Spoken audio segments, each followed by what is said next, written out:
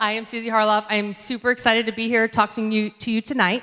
I did throw together a little presentation. Let's see if I can follow it.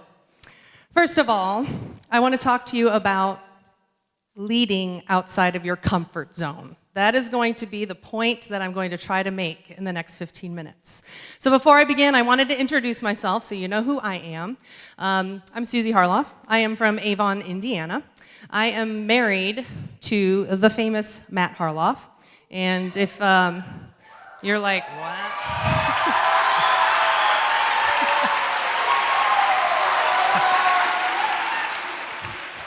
So if you're looking at your friend right now like, who is that?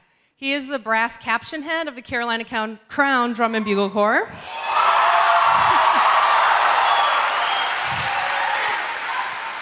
So, marching band track, you'll get a little taste of him later this week. He's also a band director at Avon High School. We've been married for 22 years, and it's pretty cool being a color guard person and married to a band director. It works really well for us. Our son is 18. He just graduated from Avon, and he is marching trumpet with Carolina Crown this year.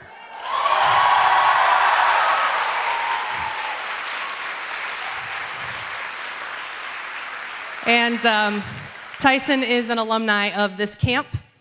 He did leadership weekend. He did the marching band track a couple of times, and I think you noticed on my first slide here, he also marched the Tournament of Roses honor band, which if you haven't heard anything about that, make sure you pay attention this week. I highly encourage the experience for anybody and everybody who could possibly do it. I also have a daughter. She's 13. She loves color guard just like me. And she also plays the oboe, so she's actually here at the middle school camp this week playing oboe. So that's my little family. But enough about my family. How about me?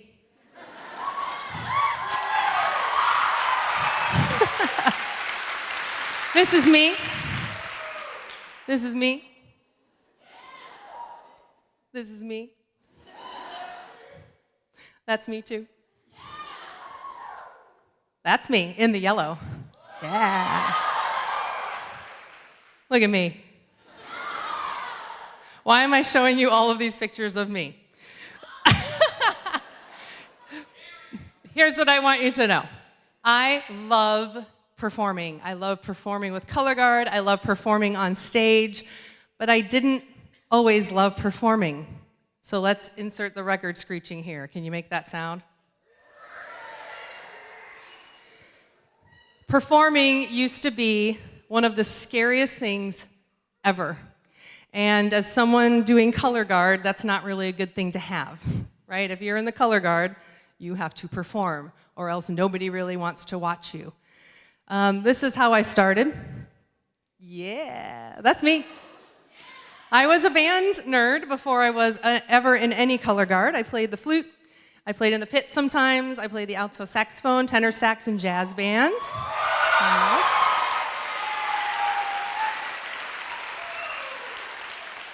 And even in college, I was still a band nerd. So I'm going to tell you how color guard changed my life, how that pertains to leadership, how it got me to where I am today as someone who actually loves being on stage and performing. But I'm going to start with a little bit of storytelling here. Let me make sure I have the right, yeah. So, you guys ready to sit back and listen for a little bit? Thank you. I will let you sit back, but no sleeping, no texting. So I started off as a band nerd. I went to school in a very small community in northeastern Pennsylvania, close to Scranton. Have you heard of that place? It wasn't Scranton, but it was close. My band had about 45 horns in it, and all of us pretty much had this attitude. Yeah, I like band. I mean, it's fine. That's fine. So you can tell what our band was probably like, right? Yeah, we weren't very great, but I still loved band. We were just all kind of about it. We had a jazz band, and they wanted to do, oh, yay, jazz band. They wanted to do a song with a vocalist. And I was like, oh, well, I can kind of sing. I'll try out. I have good pitch. So I tried out to be the jazz band vocalist, and I got the part.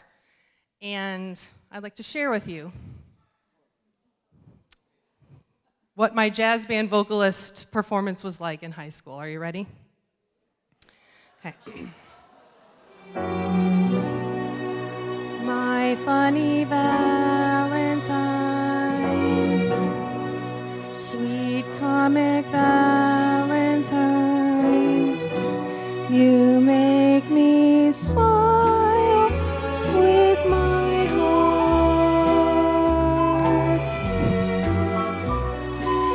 Your looks are laughable, unphotographable, yet you're my favorite work of art. Okay, I won't torture you with the rest. But as you can imagine, all of my peers were like, wow, you're really good. And my mom was like, I just wish you would smile when you would sing. And I would go, ugh, Mom, nobody does that. That's so embarrassing. I don't want to smile. And she made me watch like a video of the Lawrence Welk show or someone performing. Like, look at how they take, the audience wants to watch them and they're so great. And I was just like, oh, no. I wouldn't. I refused. I knew that I would be better if I did. But number one, I didn't want my mom telling me to do it. Number two, I was embarrassed because all of my peers were like, about things, you know. So why would I want to reach out and try to be better than that? So I let those things inhibit me. And I never, in high school, really performed for my full potential. I was drum major of the band. And I just, like, there was nothing. And looking back, like, it kind of chokes me up because I feel like I wasted those years letting the opinions of my peers and my own insecurities keep me from doing something that would have made me great, you know? So I get to college, and I'm still in band, and I had never really known much about color guard. Our band had a color guard, but it was very old-fashioned. They really didn't do a lot. They never spun together. So when I got to college, my roommate was in this winter guard called Field of View, which was a WGI independent world-class guard that was at my university, and I went to watch her perform and was like this. What is this magic? Like, I need to do this. And so I started asking around how I can do it. They said, well, you need to join the fall guard in the marching band, and then you can audition for the winter guard. Well, okay. So I got myself a little flag. I worked really hard. I got to do the guard. And oh my gosh, it was so hard. It was so hard. And I am, trust me, instrumentalist, I am you as well, right? But when I was doing guard, I was thinking, man, when I played saxophone, and this was in a 200-piece band, right?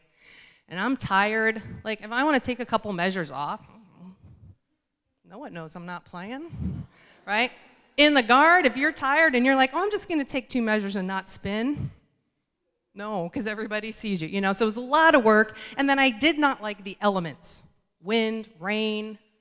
Oh my gosh, I could play my saxophone in all those elements. I still had a great show. You have those things with a flag? Oh. So my senior year, I went back to saxophone, just so you know, because it was easier. That was me, right? But then I got into the World Guard. I managed to get a spot, changed my life, loved it, but I still didn't really perform. They didn't really yell at me about it. My flag went around with everyone else's. I knew my drill spot. It was fine. And then I heard there was this drum corps in Indiana called Star of Indiana that was going to leave the competitive field and do something called brass theater. Now, if you guys have ever seen Blast, yeah? Brass theater was like the guinea pig for Blast. It was when they were trying to figure out what Blast was going to be. But it was inside drum corps. And I was like, I can do drum corps and spin inside? Sign me up. So I managed to get a spot. Again, I could spin pretty well, but this was all still pretty, And we were at a rehearsal, rehearsing West Side Story. You know, West Side Story. How can you dance to West Side Story and be like this? Like, that was me still. So one of our dance instructors just was tired of it. He was tired of me not putting forth the effort. And we had a rehearsal where he just, I don't know what magic words he said, but he made us do this part over and over again until finally something clicked. I don't know what he said, what analogy he used, but I felt it. Like, I felt the joy that I had when I let myself go, right? And perform to him and for him, and in my heart, like, I was feeling the music, and I didn't want to stop.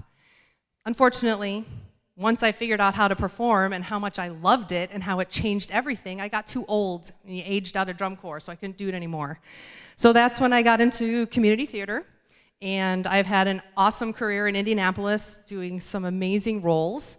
And what changed that for me was color guard. It really brought the performing aspect out of me. So what does this have to do with leadership, right? I have regrets. And you guys are lucky because you're still in high school. So I'm hoping that my story will help you not turn 46 and look back at your high school career and go, man, what was I doing? I wonder what it would have been like if, one, I had peers who were good leaders. If I would have had people around me who performed, who put out 100%, who showed up for band like this instead of like this. How would that have changed my experience? And number two, why didn't I do it? Why didn't I become the leader? Why did I let myself be affected by what my peers thought or what my attitude was towards my mom? You know? So I have those regrets. Thankfully, I found out a little later in life, but I've been able to have an amazing life. Color guard changed my whole life. I would not be doing any of this if I never got into color guard. But thankfully, I have that now, and I have the power to spread the word. Because the funny thing is, when I get hired to go into band and color guard programs to talk, guess what I talk about? Performance. Like the one thing that I couldn't figure out. That is my everything right now. And it means the world to me. So I hope you guys don't let yourself be inhibited by self-doubt, by your peers' attitudes. I hope you go for it. Let me see what I got next here. Oh, yeah. So let's talk a little bit about performing with color guard, because you're kind of like, well, I don't do guard. What are you even talking about performing? First of all, your comfort zone doesn't always have to be performing, right? How many of you are uncomfortable with the hype? With the like, yeah, come on, band, woo! Like when they're all like, everyone stand up and cheer, you're kind of like, okay, be honest.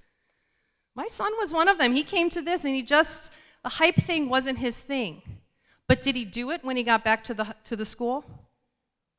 He did, because he knows that motivates people. And even though that wasn't comfortable for him, he knows that having high energy as a leader is important. So he stepped out of his comfort zone to make that happen.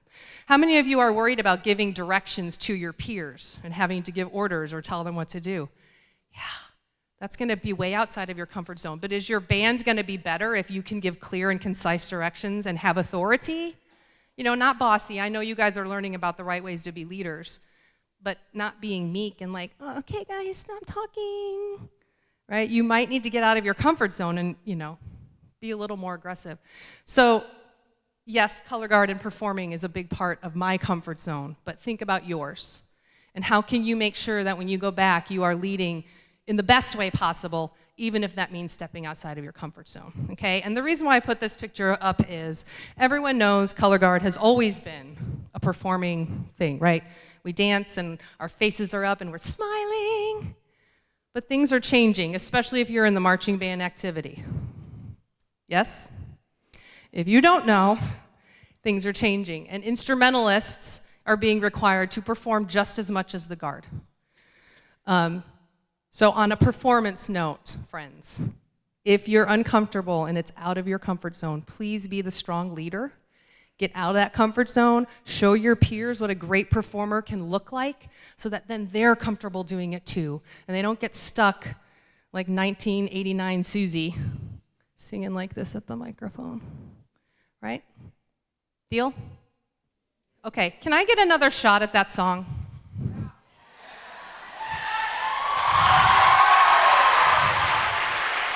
Excellent.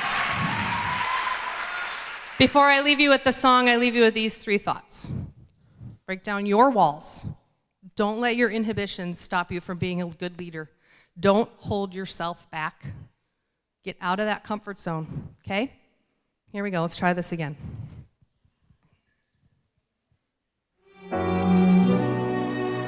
My funny Valentine, sweet comic Valentine, You make me smile with my heart. Your looks are laughable, unphotographable, yet you're my favorite work of art. Is your figure less than Greek? Is your mouth a little weak when you open it to speak? Are you smart? But don't change your hair for me, not if you care for me. Stay, little Valentine, stay.